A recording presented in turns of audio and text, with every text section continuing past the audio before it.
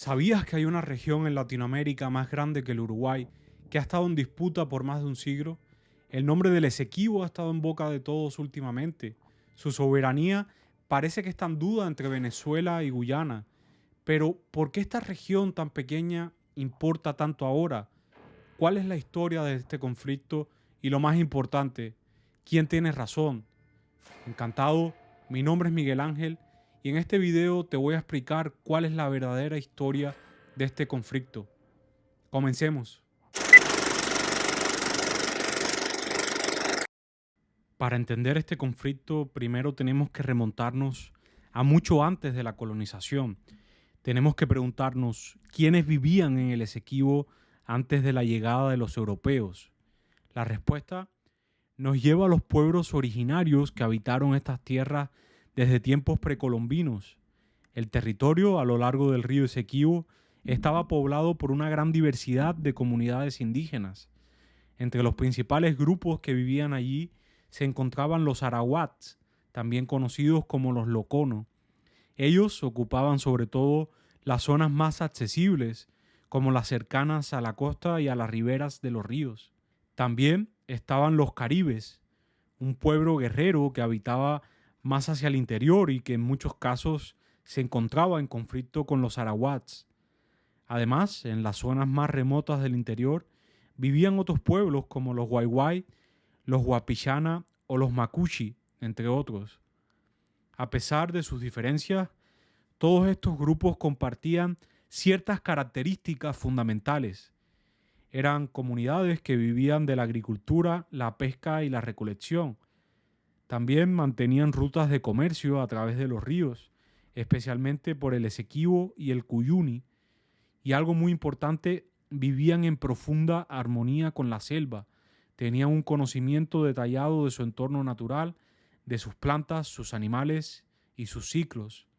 En resumen, mucho antes de que se hablara de fronteras o de disputas territoriales, el Esequibo ya estaba habitado por estos pueblos precolombinos con culturas propias, con formas de vida autónomas a las potencias colonizadoras. Antes de continuar, hay algo que quiero dejar muy claro, y este punto es clave para entender la naturaleza del conflicto por el Esequibo. Si hablamos a quién pertenece verdaderamente este territorio, la respuesta más justa sería a los pueblos originarios que lo habitaron por siglos, mucho antes de que llegaran los europeos.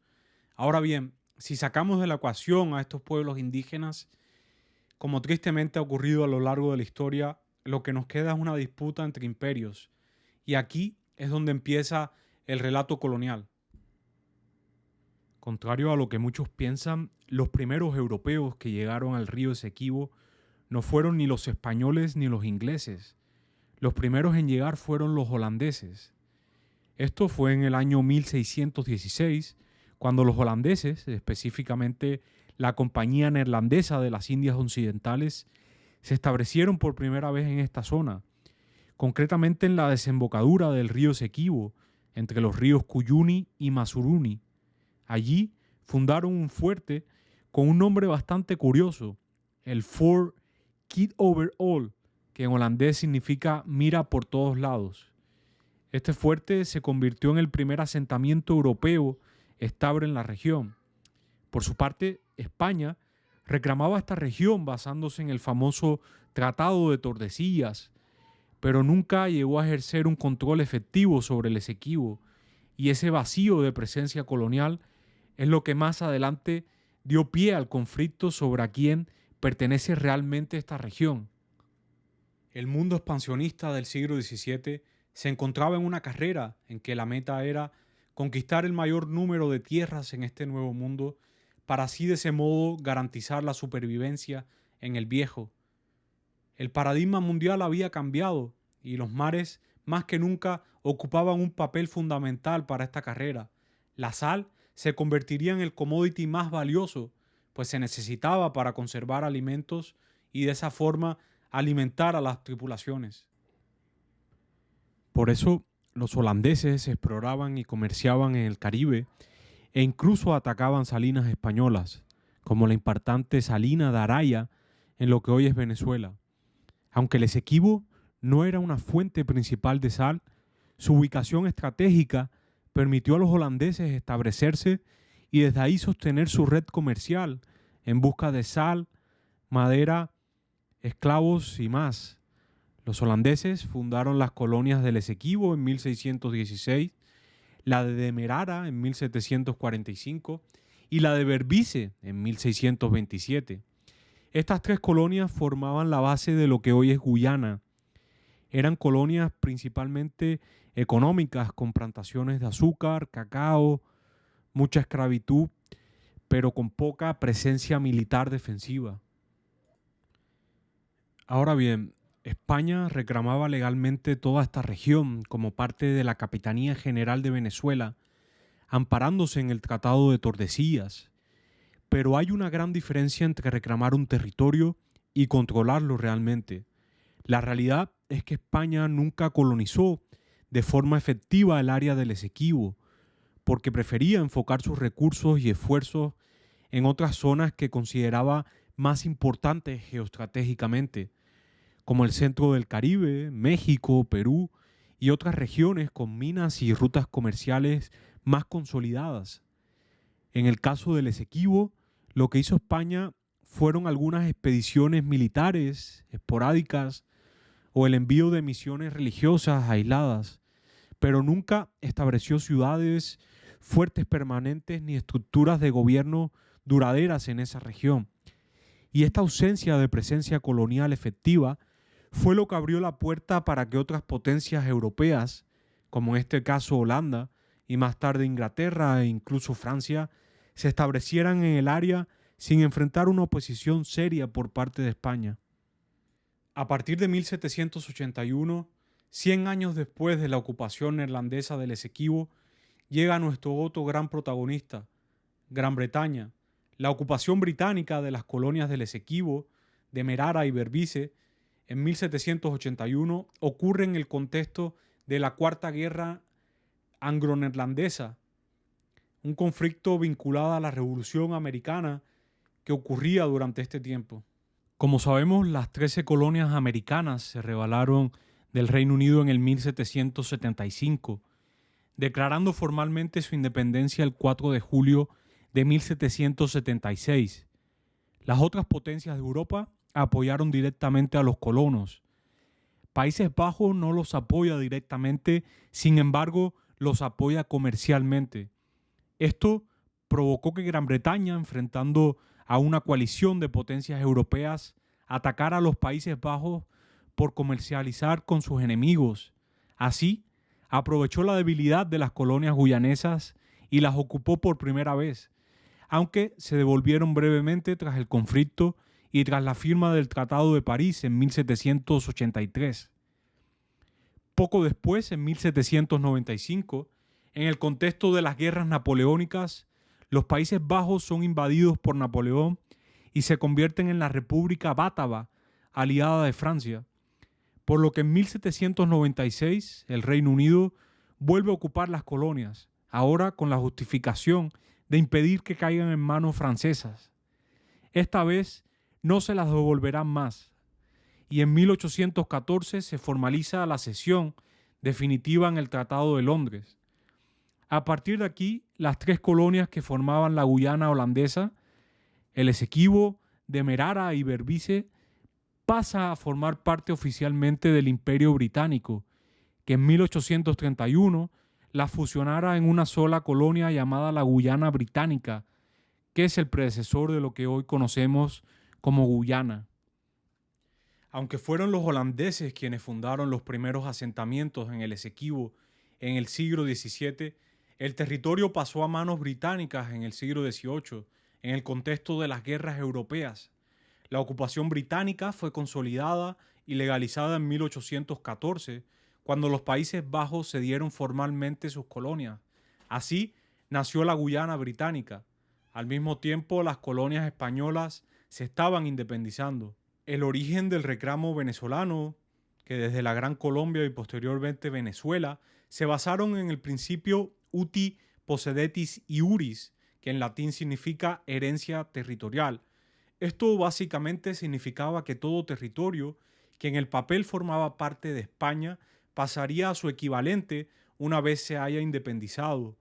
Por lo tanto, a pesar de que el Esequibo pasó de manos neerlandesas a manos británicas, Venezuela nunca renunció a lo que consideraba su territorio heredado, pese a que ese territorio nunca fuera ocupado en la práctica ni por Venezuela ni por España. A partir de este momento comienza una batalla legal por parte de Venezuela para recuperar este territorio que comienza a reclamar oficialmente. Pero la joven república no tenía el poder militar para tomar este territorio, ni el reconocimiento ni respaldo internacional. Por lo que desde 1831 hasta el 1840 las cosas se desarrollaron con bastante tranquilidad. No es que hasta a partir de 1840, cuando el Reino Unido envía al cartógrafo Robert Sherwood a trazar una nueva frontera, Venezuela reacciona con fuerza. La línea Sherwood proponía una frontera que anexaba más de 80.000 kilómetros cuadrados al oeste del río Esequibo, es decir, dentro del territorio que Venezuela consideraba suyo. Venezuela rechazó categóricamente esa línea y pidió explicaciones formales al gobierno británico. En 1850, ambos países firmaron un acuerdo de no ocupación del territorio en disputa, pero el Reino Unido no lo respetó completamente.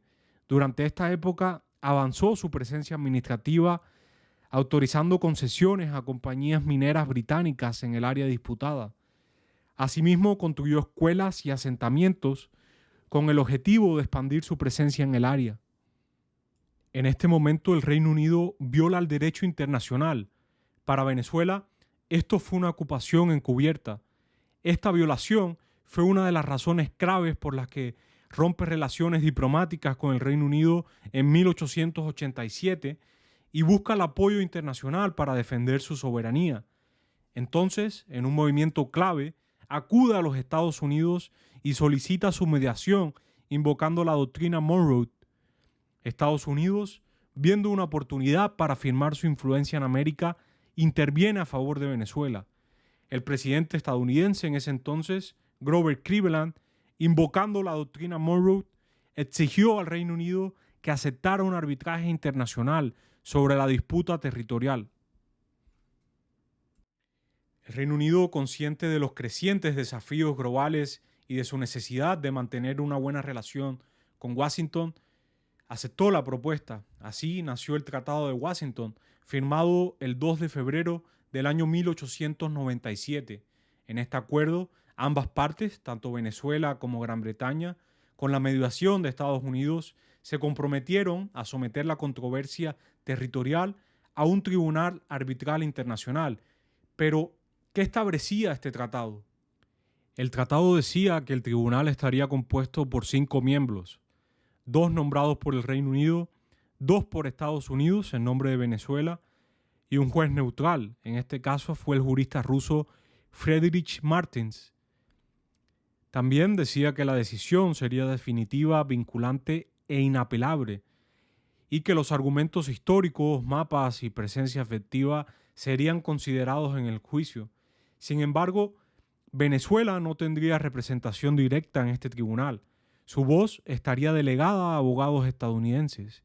Esto más adelante sería uno de los puntos más criticados del proceso.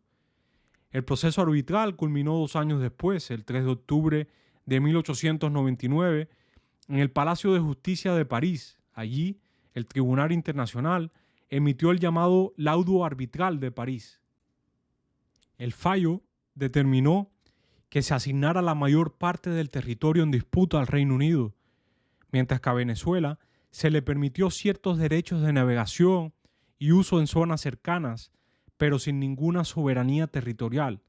El Reino Unido salió como el gran beneficiado, consolidando su control sobre el Esequibo. Estados Unidos se puso del lado de Gran Bretaña, siguiendo un patrón que ha sido su paradigma en las relaciones internacionales con otros miembros de su región. Divide y vencerás. Está claro que para ser el hegemón regional vas a intentar debilitar lo más posible a los otros países de tu región. Esto es un ejemplo de realismo en su máxima expresión. Como es normal para muchos en Venezuela, esta decisión fue una derrota diplomática e ilegal, ya que no contaron con una representación adecuada en el juicio. La decisión fue aceptada en su momento por necesidad, pero nunca fue olvidada ni del todo legitimada. Décadas más tarde, uno de los abogados estadounidenses que representaron a Venezuela dejó una carta póstuma en la que denunciaba que el árbitro ruso habría presionado a los jueces para llegar a una decisión favorable al Reino Unido. Según su testimonio, el laudo no fue el resultado de una deliberación jurídica justa, sino de un acuerdo político entre bastidores. No fue hasta 63 años después que en 1962 el gobierno de Venezuela, liderado por el canciller Marcos Falcón Briceño y con el embajador Severo Malavé en la ONU, declara nulo el laudo arbitral de 1899, argumentando que el fallo fue injusto, viciado de origen y basado en un pacto político entre imperios. El reclamo venezolano da frutos diplomáticos y en 1966 Venezuela y el Reino Unido, con la participación del recién formado gobierno de Guyana, que estaba por independizarse durante esta época, firman el Acuerdo de Ginebra, donde se reconoce formalmente la existencia de una controversia territorial no resuelta sobre el Esequibo. Este acuerdo establece que Venezuela no acepta el laudo de 1899. También establece que se acuerda buscar una solución negociada y que se permite a Venezuela mantener el reclamo sobre el Esequibo sin que eso afecte el proceso de independencia de Guyana. Ese mismo año, Guyana se independiza del Reino Unido. Venezuela reconoce su independencia, sin embargo, no reconoce su soberanía sobre el Esequibo. Así comienza una nueva etapa de la disputa, ya no entre Venezuela y el Reino Unido, sino entre Venezuela y Guyana. Desde 1666 hasta las décadas siguientes, se intentaron mecanismos de buenas oficinas con la ONU, pero el conflicto se estancó. Realmente, Venezuela durante este tiempo podía haber hecho más. La década de los 70, de los 80, fue la época de oro. Venezuela era de los países más ricos de Latinoamérica gracias al petróleo. Perfectamente podría haberle arrebatado el territorio a la débil Guyana. Sin embargo, en este momento no interesaba entrar en disputa y perder el status quo por un territorio insignificante y sin nada que ofrecer. Sin embargo, todo cambia a partir del año 2015 con el descubrimiento de grandes cantidades de petróleo. Durante más de un siglo, el conflicto del Esequibo fue una disputa de mapas, tratados y laudos antiguos, pero este descubrimiento hizo del Esequibo un tesoro codiciado. Estamos hablando de riqueza, poder y mucho, mucho petróleo. El hallazgo en agua del Esequibo no solo cambió la economía de la Guyana para siempre, sino que encendió la mecha de una de las disputas territoriales más sensibles del continente. Hoy lo que está en juego ya no es solo la soberanía, estamos hablando de geopolítica energética. Por lo que en el año 2018, Guyana lleva el caso ante la Corte Internacional de Justicia, quizás impulsada por las grandes petroleras americanas que desean ansiosamente explotar su nueva fuente de riqueza.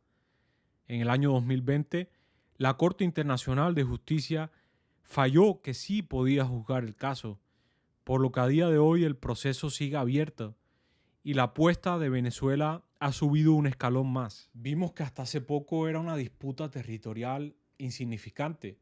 Al fin y al cabo era un trozo de la selva amazónica prácticamente despoblada, inaccesible en su mayor parte y sin nada que ofrecer. Sin embargo, la disputa ha pasado a mayores debido a las grandes riquezas que este territorio tiene.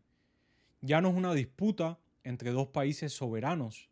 Volvemos de nuevo a un conflicto de grandes potencias compitiendo para ver quién explota el Esequibo. En mi opinión, Venezuela debería ser la que se quede con el territorio, porque la avala tanto el Tratado de Tordesillas como lo más importante, que Gran Bretaña haya violado sus propios acuerdos ocupando un territorio en disputa, por lo que todo asentamiento al oeste del río Esequibo debería ser ilegal. La pregunta ahora es para ti. ¿Quién crees que tenga razón en esta disputa territorial? Sin más preámbulos, me despido. Espero que estén bien. Un saludo respetuoso.